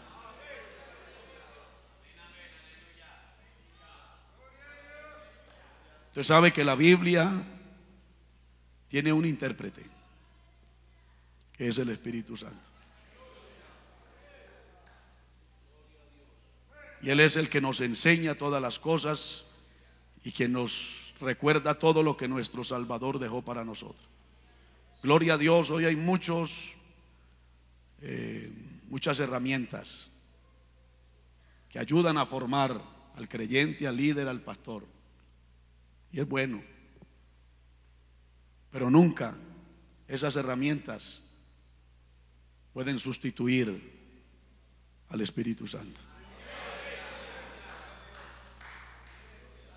Yo prefiero quedarme con el Espíritu Santo, así no hayan las otras herramientas. Porque Él es el que nos enseña todas las cosas. Todas las cosas. Todas las cosas. Todas. En cambio, yo tengo que juzgar la enseñanza de un teólogo. Tengo que juzgar la enseñanza de quien está enseñando teología. Sabe que una vez, no hace mucho, escuchaba por una de las emisoras que el periodista entrevistaba, dijo el periodista, me encontré con un amigo que hacía tiempo no hablaba con él. Fulano, ¿qué más? Bien. ¿Y usted qué? No, periodista. ¿Y usted? Teólogo. Ah, enseñas teología, qué bueno. ¿En la universidad? Sí, teología. Bueno, y hablemos de Dios. No sé nada, no lo conozco. Me llamó la atención. Y entonces el periodista hacía énfasis. Pero ¿cómo un teólogo no sabe nada de Dios? Porque dijo literalmente, yo no conozco a Dios. Pero enseñas teología. Sí, pero yo no conozco. Es una profesión. Y enseño y me da plata. Y yo saqué conclusiones. Claro, teólogos ateos, teólogos hablan de la Biblia, pero no viven la Biblia. Hablan de Dios y no conocen a Dios. Y ahí se cumple lo que el apóstol Pablo dice: muchos no conocen a Dios. En cambio, con el Espíritu Santo y la palabra yo no tengo problema, porque yo tengo la palabra profética más segura, a la cual hago bien en estar atento, que es como una antorcha que me alumbra en lugar oscuro. ¿Se da cuenta? Como la frase: lo que Dios me ha enseñado en la luz, créalo en la oscuridad. Lo que Dios me ha revelado a la luz de su palabra, viene la oscuridad de la prueba, de la lucha, de la adversidad, de la dificultad. Allí traigo la palabra a mi vida. Y la palabra me alumbra, porque es lámpara es a mis pies tu palabra y lumbrera mi camino. Entonces tenemos al intérprete de las Sagradas Escrituras, el que nos arroja luz, el que nos da espíritu de ciencia y de revelación en el conocimiento de la palabra. Entonces de ahí la importancia de tener la presencia del Espíritu Santo en nosotros, de que el Espíritu Santo esté en la congregación, que el Espíritu Santo esté en el ministerio, que el Espíritu Santo esté en la obra, que el Espíritu Santo esté en estas actividades. Amashika lava samakanda.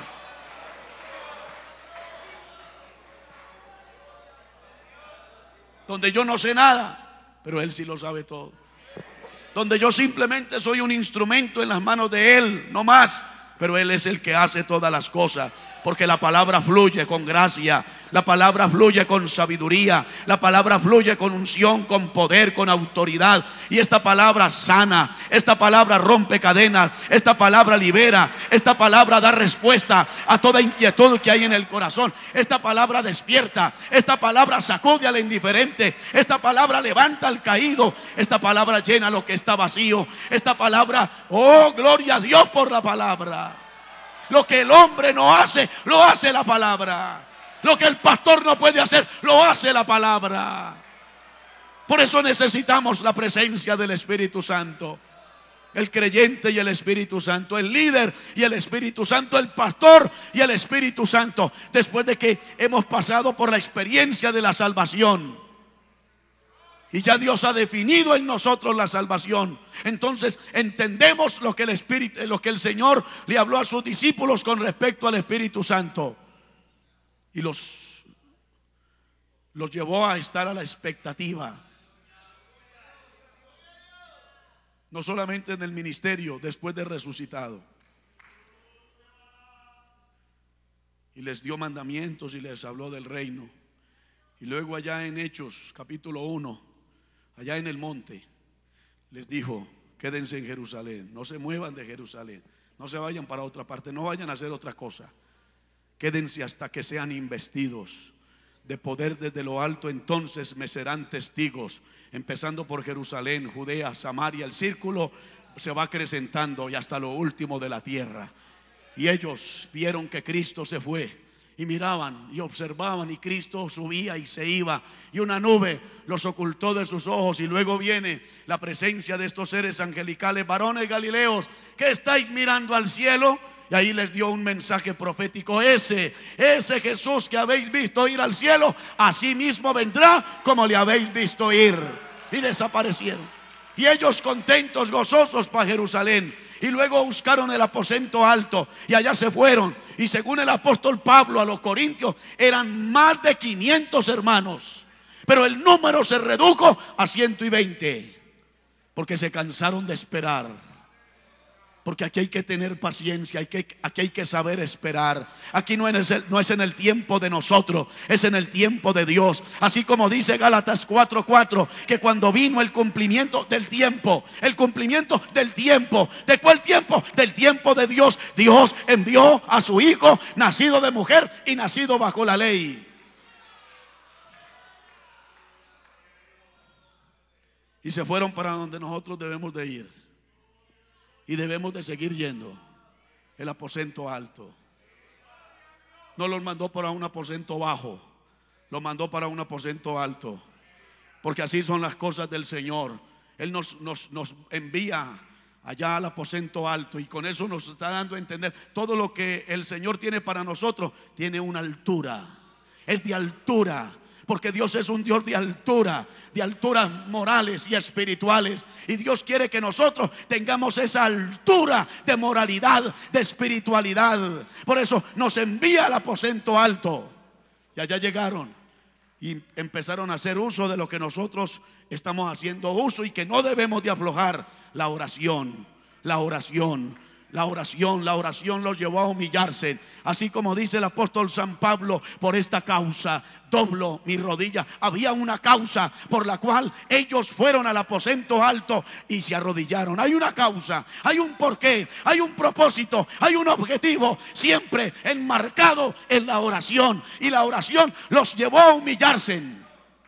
Y en ese humillarse comenzó la oración a hacer lo que otras cosas no hacen: a despojarse, porque eso hace la oración. Nos lleva a despojarnos de lo humano, de lo nuestro, de nuestros pensamientos, de nuestros planes. Y entonces la oración es como cuando nosotros vamos abriendo camino con un machete, con una rula, vamos en el monte abriendo camino, y el camino se va despejando a medida de que se va abriendo precisamente ese camino. Eso hace la oración. La oración nos va enseñando que hay que quitar estorbos, que hay que quitar obstáculos, que hay que quitar impedimentos. Y entonces es donde en medio de la oración también hay adoración, porque se adora a Dios, se exalta a Dios, se glorifica a Dios, se da gloria al Dios que vive y que reina por los siglos de los siglos. Pero también hay un despojamiento, porque extraemos de San Marcos, Lucas, Mateo, Marcos, Lucas y Juan. Los discípulos, usted los ve en problemas, en bochinches, en carnalidades, en pleitos, con delirios de grandeza, involucrando hasta la misma mamá. ¿Se acuerdan de la madre de esos dos discípulos? Que vino y le dijo al Señor: Señor, permite que mis dos hijos, cuando estén allá contigo en el reino, esta belleza de mi hijo tan hermoso se siente a tu derecha, y este otro que no se queda tan atrás, Señor, se siente a su izquierda. Pretensiones humanas. Y si los discípulos oyeron, que yo creo que sí, Oyeron a la madre intercediendo. Eso no les gustó a ellos. Estos cabezones se van a centrar, ¿y nosotros qué? Choques. Acuérdense, ¿qué disputáis en el camino? Disputaban, chocaban, etcétera, etcétera, etcétera. Pero allá el aposento alto los llevó a despojarse de eso, hermano. De pleitos, de celos, de iras, de envidias, de contiendas. Joven, con razón anoche el Señor lo llamó al altar, porque es que el altar representa eso. El altar representa humillación. El altar representa el nosotros despojarnos y entregarle todo a Cristo. Y ellos lo entregaron todo el primer día, luego el segundo, el tercero, el cuarto, el quinto, el sexto, el séptimo, el octavo día, el noveno día. Y ahí entre más pasaba el tiempo, más se humillaban, más se despojaban. Y entonces ahí fue cuando dice la Escritura, el día número 10, que complementa con el día número 40, después de que Cristo resucitó y ascendió. Y es lo que dice Hechos capítulo 2, cuando llegó el día de Pentecostés, el día número 50, descendió la presencia del Espíritu Santo de una manera tan literal, de una manera tan gloriosa, tan poderosa, tan majestuosa sobre ellos, que lenguas repartidas como de fuego se asentaron sobre cada uno de ellos. Y entonces la explosión de ese volcán que había dentro de ellos fue lo que se manifestó. Comenzaron a hablar en lenguas según el Espíritu les daba a que hablasen. Y eso es lo que Dios quiere que haya en nosotros. Fuego. Dios necesita pastores con fuego. Yo quiero invitar a los pastores aquí al altar.